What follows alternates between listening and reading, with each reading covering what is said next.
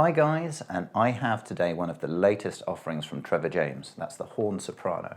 Now Trevor James have been well known in the industry for producing great student and professional instruments alike. And so I sort of see them as a beacon of trustworthiness when it comes to producing something new on the market. So this Horn Soprano is a student model, that's the first thing to say.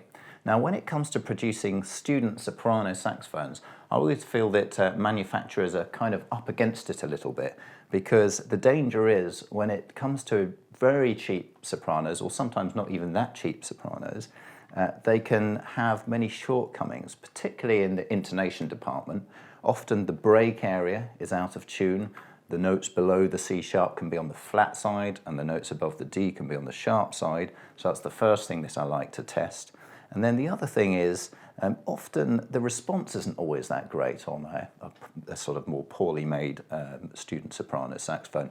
Often the low notes can be difficult to produce, which of course is a general saxophone thing anyway, but there just tends to be a bit more of a sort of spotlight on these little indiscrepancies on a soprano sax in particular, over and above the bigger instruments, altos and tenors and what have you.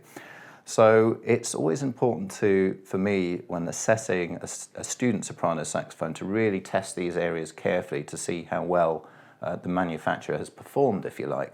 And overall, I'd say TJ have done a really great job in all of these departments. So first of all, the break area, the C sharp, the D, it's very smooth when moving around this area. I don't find any sort of glitches there. It feels smooth in terms of the airflow and the intonation, so that's really nice. The octave jumps are also very even. That's another good test to do for intonation. And just in general, in terms of the response, it's really nice and fluid actually. At the bottom end and then all the way to the top end, it tends to glide up and down the range very nicely indeed.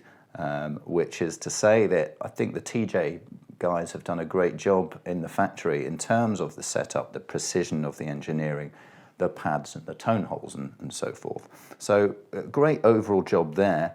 Just in terms of sort of one or two features to point out on this instrument, it has a high G key, something that's not always seen on student sopranos, so that's a great little thing there. And it has a ribbed construction. That's something you can't obviously see right now as I'm holding it here, but basically there's a couple of little slabs of brass underneath these pillars here, onto which the pillars themselves are mounted, and it just gives it a little bit more solidarity and stability in terms of its build, and it also comes across tonally as well. I tend to find it adds a bit of solidarity to the tone, having a ribbed construction. So that's nice. And it's also pretty obviously got twin necks. I've got it set up on the slightly curved one here, and there is a straight one available also in the case. The curved one for me just allows me just to bring it into my body a little bit more. That's my preference there when choosing a neck. So overall, some nice features. It really checks out in terms of the intonation, which is the number one thing I look for in a student soprano. So I'm very impressed with this soprano, and I'm now going to give it a little blow test.